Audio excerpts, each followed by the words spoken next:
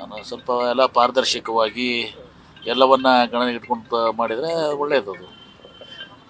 ಅಲ್ಲ, ಲಿಂಗಾಯತ ಸಮುದಾಯದಲ್ಲಿ ಕೂಡ ಕೆಲವೊಂದಷ್ಟು ಗೊಂದಲಗಳಿತ್ತು.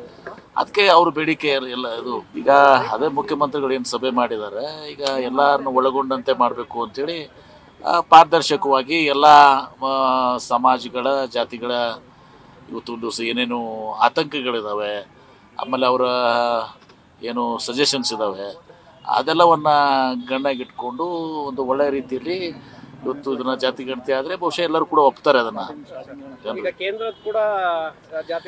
ಕೇಂದ್ರದ್ದು ಬೇಕು ಬರೀ ಜಾತಿ ಗಣತಿ ಆಗುತ್ತೆ, ಅವರು ಯಾವ ಜಾತಿಯವರು ಎಷ್ಟು ಅಂತೇಳಿ ಬರೀ ಅಂಕಿ ಸಂಖ್ಯೆ ಆಗುತ್ತೆ. ಆದ್ರೆ ಅವರ ಸ್ಥಿತಿಗತಿ ಬಗ್ಗೆ ಕೇಂದ್ರ ಸರ್ಕಾರದವರು ಇದು ಮಾಡೋದಿಲ್ಲ. ಸ್ಥಿತಿಗತಿ ಅಂದರೆ ವಿಶೇಷವಾಗಿ ಏನು ಸಾಮಾಜಿಕ ಶೈಕ್ಷಣಿಕ ಏನು ಇದನ್ನು ಮಾಡಬೇಕಾಗಿದ್ದು ಅದು ರಾಜ್ಯ ಸರ್ಕಾರ. ಹೀಗಾಗಿ ಅಲ್ಲಿ ಅವರ ಸರ್ವೆಗೂ ನಮ್ಮ ಇದಕ್ಕೆ ಭಾಳ ಡಿಫ್ರೆನ್ಸ್ ಇದೆ. ಅವ್ರು ಬರೀ ಸರ್ವೆ ಮಾಡ್ತಾರೆ ಅಷ್ಟೇ, ಜಾತಿ ಇಷ್ಟಿತ್ತು ಜಾಸ್ತಿ ಇಷ್ಟಿಷ್ಟು ಅಂತೇಳಿ. ಅವರ ಏನು ಆರ್ಥಿಕ ಪರಿಸ್ಥಿತಿ ಏನಿದೆ, ಶೈಕ್ಷಣಿಕ ಪರಿಸ್ಥಿತಿ ಏನಿದೆ, ಅವ್ರ ಹಿಂದುಳಿಕೆ ಬಗ್ಗೆ, ಅವ್ರ ಮುಂದುವರಿಕೆ ಬಗ್ಗೆ ಇದೆಲ್ಲನೂ ಕೂಡ ಇದು ಮಾಡಬೇಕಾಗಿದ್ದು ರಾಜ್ಯ ಸರ್ಕಾರ ಮಾಡಬೇಕಾಗ್ತದೆ. ಈಗ ಶಿಕ್ಷಕರಿಂದಲೇ ಮಾಡಿಸ್ಬೇಕು ಅನ್ನುವಂತ ತೀರ್ಮಾನ ಆಗಿದೆ ಅಂತ ಸರ್.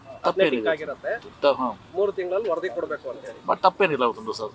ಶಿಕ್ಷಕರಿಗೂ ಕೂಡ ನಾವು ವಿನಂತಿ ಮಾಡ್ಕೊತೀವಿ, ಸ್ವಲ್ಪ ಇದರಲ್ಲಿ ಕೂಡ ಭಾಗಿಯಾಗಿ ನೀವು ಅಂತೇಳಿ ಸಹಕಾರ ಮಾಡಲಿ ಅಂತ ಅವ್ರಿಗೂ ವಿನಂತಿ ಮಾಡಿ. ಸರ್, ಈಗ ಮುಖ್ಯಮಂತ್ರಿಗಳು ನಾಳೆ ಸಂಜೆ ದೆಹಲಿಗೆ ತೆರಳ್ತಾ ಇದ್ದಾರೆ, ನೀವು ಕೂಡ ಹೋಗ್ತಾ ಇದ್ದೀರಾ ಸರ್? ನಾನು ನಾಳೆ ಬೆಳಿಗ್ಗೆ ಹೋಗ್ತಾ ಇದ್ದೀನಿ. ನನಗೆ ನಾಳೆ ಸಾಯಂಕಾಲ ನಾನು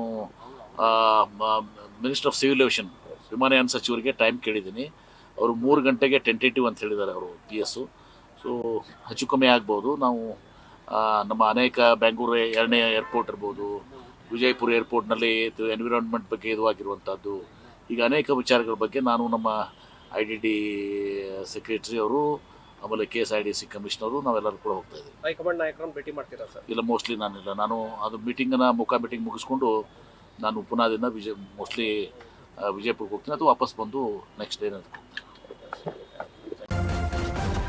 ನ್ಯೂಸ್ ಫಸ್ಟ್ ನಿರ್ಭೀತಿಯಿಂದ ನಿಮ್ಮ ಪರವಾಗಿ.